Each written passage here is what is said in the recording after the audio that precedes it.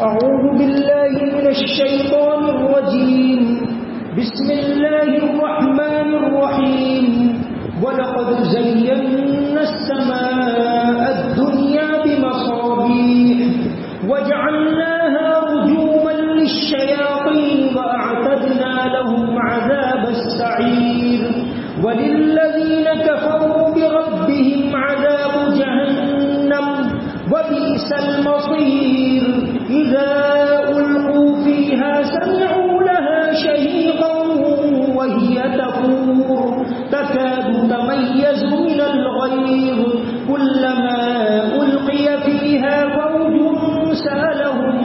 سألهم خزنتها ألم يأتكم نذير صدق الله العظيم.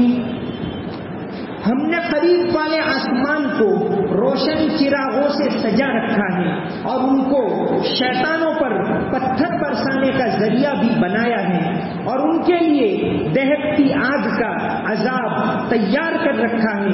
جن لوگوں نے اپنے پروردگار سے کفر کا معاملہ کیا ہے ان کے لیے جہنم کا عذاب ہے اور وہ بہت برا ٹھکانہ ہے. جب وہ اس میں ڈالے جائیں گے تو اس کے دہاڑنے کی آواز سنیں گے اور وہ جوش مارتی ہوگی. سورہ ملک کے اندر پہلی آیت میں یہ بات بتائی گئی کہ ساری کائنات کا قبضہ سلطنت اللہ کے ہاتھ میں ہے. دوسری آیت کے اندر یہ بات بتائی گئی زندگی موت یہ اللہ نے اس لیے بنایا تاکہ اس کے ذریعے اللہ تعالیٰ امتحان لے. پھر تیسری اور چوتھی آیت کے اندر اللہ کی توحید کی نشانیاں بتائی گئی کہ آسمان کو دیکھو ستاروں کو دیکھو یہ کس نے بنائے اس کے اوپر غور کرو اور اللہ کی ان نشانیوں کے ذریعے اللہ تبارک و تعالیٰ کی ذات کو پہچانو. اب یہاں یہ پانچویں آیت کے اندر اللہ کی توحید کی نشانیوں کا ہی ذکر ہے اور پھر اس کے بعد فوراً اس بات کا ذکر ہے کہ جو لوگ اللہ کی نشانیوں کو دیکھتے ہوئے بھی اللہ کو نہ پہچانے توحید کو نہ اپنائیں اللہ کی عبادت نہ کریں ایمان نہ لائیں ان کے لیے اللہ تبارک و تعالیٰ نے جہنم کا عذاب تیار کر رکھا ہے. یہ سورہ ملک اس میں دو عقائد پر سب سے زیادہ زور دیا گیا ہے. توحید تو توحید کی نشانیاں بتائی گئی اور دوسرا آخرت کا عقیدہ. دین اسلام میں بہت زیادہ اہم عقیدہ انسان مرنے کے بعد دوبارہ زندہ ہوگا. اللہ تعالیٰ پوری زندگی کا حساب لیں گے. اگر دنیا میں ایمان لایا اور اچھے کام کیے تو اس کا ٹھکانہ ہمیشہ کی جنت ہے اور اگر دنیا کے اندر بغاوت کی سرکشی کی ایمان نہیں لایا ظلم و ستم کو اپنایا اللہ کی عبادت کو چھوڑ دیا اللہ کے بندوں پر ظلم کیا تو اس کے لیے ہمیشہ کے لیے جہنم ہے. تو مرنے کے بعد کا جو عقیدہ بہت اہم عقیدہ ہم مسجدوں کے اندر بیان کرتے ہیں نماز کا طریقہ بتاتے ہیں زکوٰۃ کے بارے میں بتاتے ہیں. الحمدللہ یہ بہت اچھی بات ہے یہ ساری باتیں سکھانے کی ضرورت ہے لیکن اس میں ایک بہت اہم بات ہے عقائد ایمان اور عقائد. پہلے عقائد ہے ایمان ہے پھر اس کے بعد عبادت ہے. تو انسان کا عقیدہ درست ہو تو یہ عقائد کیا ہے ہم کن باتوں کو مانیں جیسے آمنت باللہ اللہ پر ایمان لایا وہ ملائکتہ اس کے فرشتوں پر وہ کتبہ اس کی کتابوں پر. تو کن باتوں پر ایمان لانا کیسے ایمان لانا ان باتوں کو سیکھنا ان باتوں کو جاننا عقائد کو سیکھنا یہ بھی بہت زیادہ ضروری ہے.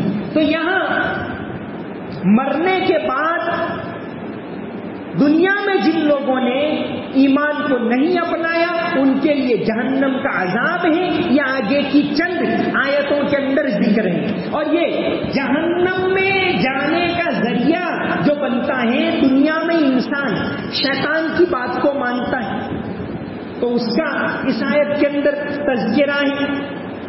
وَلَقَدْ زَيَّنَّا السَّمَاءَ الدُّنْيَا بِمَصَابِيحَ یہ پہلے ذکر ہوا کہ بھئی دیکھو آسمان کے اندر جو چراغ ہیں، جو ستارے ہیں، وہ کس نے بنائے، اس کے اوپر غور کرو۔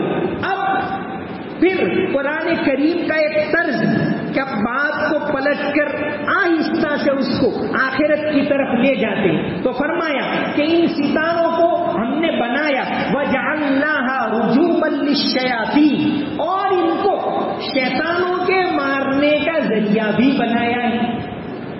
شیطان یہ اللہ نے انسان کی آزمائش کے لیے اس کو بھی پیدا کیا ہے۔ شیطان جنات میں بھی ہوتے ہیں اور انسانوں میں بھی ہوتے ہیں۔ قرآن کریم کے اندر صاف صاف آیتیں شیاطین الانس والجن اور من الجنت والناس، تو یہ وسوسے ڈالنے والے، بہکانے والے، بھڑکانے والے، اللہ سے دور کرنے والے، جیسے آج کل یہ میڈیا اس کا بڑے پیمانے پر کام کر رہا ہے کہ لوگوں کو ہٹاؤ، صحیح باتوں سے ہٹاؤ، ان کے دلوں میں شک ڈالو، کبھی حجاب کے نام سے، کبھی کسی اور کے نام سے، کبھی طلاق کے نام سے، کبھی اس طرح یہ وسوسے دلوں کے اندر ڈالے جاتے ہیں۔ ایسے وقت کے اندر اٹل رہنا اپنے ایمان کے اوپر کہ اللہ نے جو بتایا وہ برحق ہے، قرآن نے جو بتایا برحق ہے، اس میں ذرہ برابر شک نہیں۔ تو یہ شیطانوں کا کام ورغلانا، بہکانا ہے۔ اللہ تبارک و تعالیٰ نے ہماری آزمائش کے لیے ان کو بھی پیدا کیا۔ حدیث شریف کے اندر آتا ہے یہ شیطان کیسے وسوسے ڈالتا ہے، کیسے غلط خیالات میں مبتلا کرتا ہے۔ حدیث شریف کے اندر آتا ہے، بخاری شریف کی حدیث ہے، حضرت علی ابن حسین رضی اللہ عنہ سے مروی کہ ایک مرتبہ نبی کریم صلی اللہ علیہ وسلم اعتکاف میں تھے۔ بخاری کی کتاب الاعتکاف میں ہی اس کا ذکر ہے کہ ایک مرتبہ آپ صلی اللہ علیہ وسلم اعتکاف میں تھے، رات کا وقت تھا۔ ام المومنین حضرت صفیہ رضی اللہ عنہا آئی، چاہے کھانا دینے کے لیے آئی یا کسی کوئی اور کام۔ اس زمانے میں مسجد میں روشنی نہیں ہوتی تھی، نہ دیے ہوتے نہ چراغ۔ مسجد نبوی میں سب سے پہلا چراغ جلایا تمیم داری رضی اللہ عنہ نے سن ہجری 9 میں، یعنی سن ہجری 8 تک تو مسجدوں میں دیا بھی نہیں ہوتا تھا، فانوس بھی نہیں ہوتا۔ سن ہجری 9 میں سب سے پہلے حضرت تمیم داری مسجد نبوی میں چراغ جلایا۔ آپ صلی اللہ علیہ وسلم جب آئے، دیکھا تو آپ بہت خوش ہوئے کہ کس نے اللہ کی مسجد کو روشن کیا، تو کہا کہ یہ تمیم داری ہے۔ آپ صلی اللہ علیہ وسلم نے اس وقت فرمایا کہ اگر میری بیٹی ہوتی تو میں ان کے ساتھ نکاح کر دیتا۔ حضرت تمیم داری بڑے اللہ والے، بڑے تاجر بھی تھے، بڑے بزنس مین۔ تو اس وقت آپ صلی اللہ علیہ وسلم کے چچا جان نوفل ابن حارث ابن عبد المطلب موجود تھی۔ آپ صلی اللہ علیہ وسلم نے فرمایا کہ اگر میری کوئی بیٹی ہوتی تو میں ان کے ساتھ نکاح کر دیتا۔ انہوں نے اللہ کی مسجد میں چراغ جلائے، تو مسجد کے لیے کوئی خدمت کرنا، کام کرنا، یہ اتنی اہمیت ہے۔ اس حدیث سے ثابت ہوتا کہ میری بیٹی ہوتی تو میں ان کے ساتھ نکاح کر دیتا۔ تو حضرت نوفل موجود تھے، انہوں نے کہا کہ میری بیٹی کا نکاح میں ان کے ساتھ کر دیتا ہوں، اور انہوں نے اپنی بیٹی ام غمامہ کا نکاح ان کے ساتھ کروا دیا۔ تو حدیث شریف کے اندر آتا ہے کہ ایک مرتبہ ام المومنین حضرت صفیہ آئی، آپ اعتکاف میں تھی، جانے لگی، آپ صلی اللہ علیہ وسلم دروازے تک گئے، دور دیکھا کہ کوئی دو انصاری صحابی موجود ہیں، رات کا وقت تھا۔ آپ نے فرمایا کہ کون ہے، ادھر آؤ۔ دونوں صحابی آئے، کہا کہ دیکھو میں اندھیرا تھا، آپ نے فرمایا دیکھو میں اللہ کا نبی محمد ہوں اور یہ میری بیوی حضرت صفیہ ہے۔ دونوں صحابہ کو تعجب ہوا کہ حضور آپ کیا کہہ رہے ہیں، مطلب کیا ہم آپ کے بارے میں کوئی ڈاؤٹ کر سکتے؟ آپ نے فرمایا دیکھو شیطان، ان الشیطان یجری من الانسان مجری الدم، کہ شیطان انسان کی رگ میں خون کی طرح چلتا ہے، جب بھی موقع ملا وہ وسوسہ ڈالتا ہے۔ تو یہاں اس آیت کے اندر فرمایا وَلَقَدْ زَيَّنَّا السَّمَاءَ الدُّنْيَا بِمَصَابِيحَ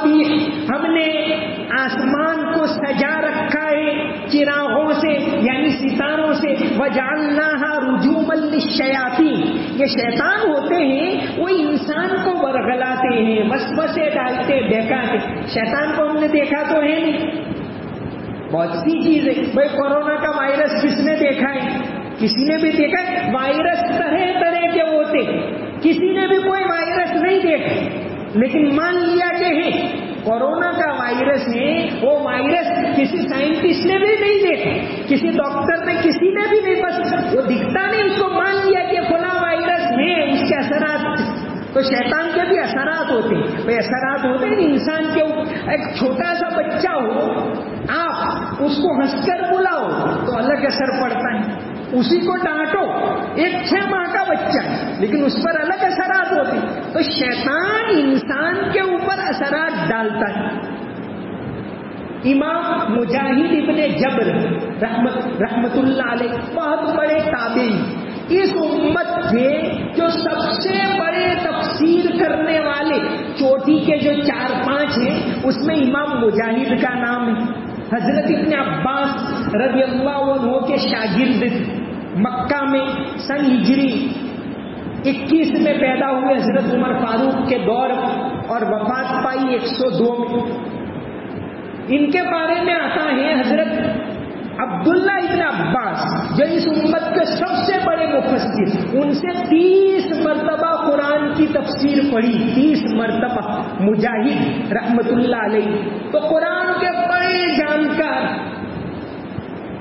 سجدے کے اندر ان کی وفات ہوئی سن ہجری 102 میں، بڑے اللہ والے اور بڑے سادہ انسان، کوئی قریب جائے تو پتہ بھی نہ چلے کہ اتنے بڑے عالم ہوں گے، ایسا ان کے حالات کے بارے میں جو لوگ لکھتے ہیں۔ تو امام مجاہد رحمت اللہ علیہ نے یہ اپنی تفسیر میں شیطانوں کے بارے میں لکھا ہے کہ شیطان ہوتے ہیں، ان میں بھی الگ الگ ایکسپرٹ ہوتے ہیں۔ جیسے انسانوں میں کوئی ایکسپرٹ ہے لا کا، بڑا وکیل ہے، جج ہے، کوئی وہی انسان ہے، وہی 2 ہاتھ ہے 2 پاؤں ہے، لیکن وہ ایکسپرٹ ہے میڈیکل کا، کوئی ایکسپرٹ ہے دینی مسائل کا۔ تو شیطانوں میں بھی ایکسپرٹ ہوتے ہیں، الگ الگ بہت ساری قسمیں شیطانوں کی لکھی ہے۔ امام مجاہد لکھتے ہیں کہ ایک قسم ہوتی ہے زلنبور، شیطانوں کی ایک قسم ہوتی ہے زلنبور، اس کا کام کیا؟ بازار پر اس کی ڈیوٹی، بازار میں ورغلانا، بازار میں لوگ جھوٹ بولتے ہیں، دھوکہ دیتے ہیں، اسی لیے تو بازار میں جائیں تو وہ 4تھا کلمہ پڑھنے کو اسی لیے کہا کہ انسان کو اللہ یاد رہے کہ بھئی اللہ تعالیٰ حساب لے رہے ہیں۔ تو شیطان جو بازار کا ایکسپرٹ ہوتا ہے اس کو کہتے ہیں زلنبور۔ ایک شیطان کی ایک قسم ہے داسی، لکھتے ہیں امام مجاہد لکھتے کہ انسان گھر میں داخل ہوتے وقت اگر السلام علیکم کہے تو شیطانی اثرات ختم ہو جائے، اور بغیر سلام کے داخل ہو تو داسی اس کے ساتھ داخل ہو جاتا ہے، اب پھر وہ انسان کو ورغلاتا ہے، غلط خیالات ڈالتا ہے وغیرہ وغیرہ۔ ایک شیطان کے قسم انہوں نے لکھے آور، یہ زنا کے اوپر ابھارتا ہے، بدکاری کی طرف لے جاتا ہے، اس کا ایکسپرٹ ہوتا ہے۔ ایک قسم انہوں نے لکھی ہے آور تو زنا کے اوپر ابھارتا ہے، ایک والہان جو وسوسے ڈالتا ہے، دل میں غلط برے خیالات ڈالنے کا کام کرتا ہے۔ تو یہ ساری قسمیں۔ ایک قسم لکھی ہے صبر، اس کا کام ہے مصیبت میں انسان کو ورغلانا، انسان کے اوپر تکلیف آتی ہے وہ بھی اللہ کی طرف سے، کسی کو اللہ تعالیٰ خوشحال رکھ کر آزماتا ہے کہ بہت زیادہ دولت دی، اب وہ کنٹرول میں رہتا ہے کہ نہیں، کسی کو تکلیف دے کر اللہ تعالیٰ آزماتے۔ تو صبر اس کا وہ ایکسپرٹ ہے کہ مصیبت میں انسان کو ورغلائے، بہکائے، غلط طریقے کے اوپر لے جائے۔ تو یہاں اس آیت کے اندر فرمایا وَلَقَدْ زَيَّنَّا السَّمَاءَ الدُّنْيَا بِمَصَابِيحَ، ہم نے قریبی آسمان کو چراغوں سے سجا رکھا ہے، وَجَعَلْنَاهَا رُجُومًا لِلشَّيَاطِينِ، اور ان ستاروں کو شیطانوں کے مارنے کا ذریعہ بھی بنایا ہے۔ تو قرآن کریم کے اندر کئی جگہ اس کا ذکر ہوا ہے، سورہ ہجر میں بھی ہے، سورہ صافات میں بھی ہے کہ شیطان نے اللہ تعالیٰ دنیا کے اندر اندر کوئی حکم نازل فرماتے ہیں تو اس کا اعلان فرشتوں کے اندر ہوتا ہے کہ اس سال یہ ہونے والا ہے، آئندہ یہ ہونے والا ہے، فلاں جگہ زلزلہ آنے والا ہے، فلاں، یہ ساری چیزیں اللہ تبارک و تعالیٰ فرشتوں کو حکم دیتے. تو بعض شیطان آسمان تک تو وہ نہیں جاتے، لیکن وہ کوشش کرتے کہ فرشتوں کی باتوں کو سن لیں. اب اگر وہ بات سن لی پھر وہ پیشین گوئی کرتے کہ یہ ہوگا وہ ہوگا. یہ بھی ایک طریقہ ہے. ہم تو یہ مانتے ہیں کہ مستقبل کی بات کو اللہ کے علاوہ کوئی نہیں جانتا. کل کیا ہونے والا ہے کسی کو معلوم نہیں. تو یہ وَجَعَلْنَاهَا رُجُومًا لِلشَّيَاطِينِ، جب یہ شیطان اس طرح سننے کی کوشش کرتے تو اللہ تبارک و تعالیٰ کی طرف سے ان کے اوپر میٹیور، یعنی جس کو کہتے الکا کی بارش، جیسے جن کو کہتے کھرتے تارے، یہ ہے، یہ اس کی سائنٹیفک وجہ ہے. تمام مصنفین نے لکھا ہے، مفتی شفیع صاحب نے بھی لکھا ہے اور مولانا شبیر عثمانی صاحب نے بھی لکھا ہے. لیکن اس کے علاوہ اس کا ایک اور کام ہے کہ جو شیطان اس طرح کی باتوں کو سننے کی کوشش کرتے ہیں ان کے اوپر میٹیور کی یعنی شہاب کی بارش برسائی جاتی.